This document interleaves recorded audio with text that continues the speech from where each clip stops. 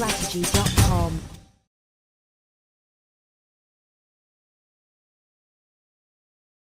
Hi, this is Chris again, looking at the upcoming Thursday, August 14th trading session. I have the economic calendar in front of you, and quite frankly, I really don't see much happening during the Asian session. We just have, Tokyo condominium sales, non-resident bond holdings, that kind of thing out of New Zealand, average weekly wages out of Australia.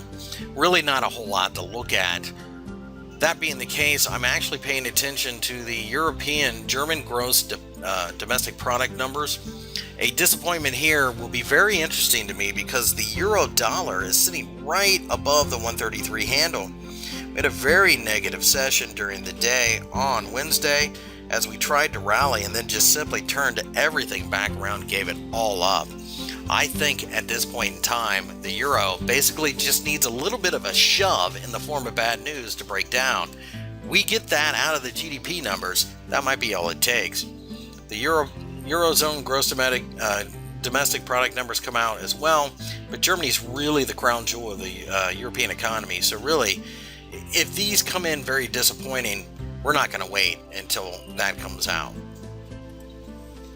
Looking later in the day, there isn't a whole lot going on until we get into the U.S. session, where we will have initial jobless claims, which is one that the stock markets tend to follow. This could have an effect on the S&P 500, which is sitting just below the 1950 area, which I see as significant resistance.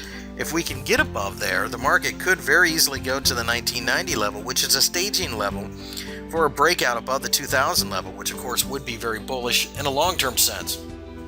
Pullbacks, unless this number is just absolutely ridiculous, like double that, should end up being buying opportunities, and I will be looking for supportive candles between current levels and the uptrend line, which you will see on the chart coming up next. The natural gas storage numbers also come out.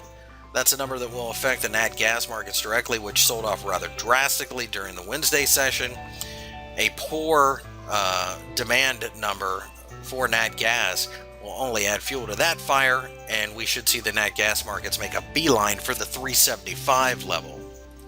Looking at the charts, you can see I have the S&P 500 in front of you. The S&P 500 has significant resistance at 1950. No pullback here really wouldn't be a surprise, but I don't think it's fatal. I think what we would have more than likely is support come in right around 1930, and I'd be willing to buy down there. And most certainly, I think that there'll be support off this trend line still. So the downside's probably limited anyways. I look at short-term pullbacks as buying opportunities, and then of course if we get better than anticipated continuing claims numbers out of the United States, that probably have us leapfrog 1950 and again reach towards the 1990 area. Looking at the British pound, it looks absolutely broken currently. We tried to rally.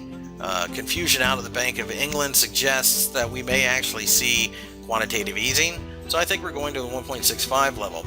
I would look for short-term rallies though to sell in order to take advantage of what would be considered to be value in the US dollar.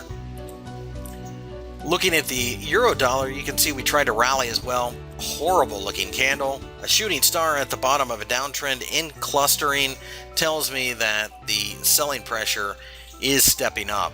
If we get those bad German numbers, a breakdown below the 1.33 level sends us to the 1.30 level, and that would in fact be very negative for the euro. I actually think that a bounce at this point in time, unless they're just absolutely blowout barn burner type numbers, I think a rally at this point in time continues to be a selling opportunity. With that, I've looked at the Thursday, August 14th trading session.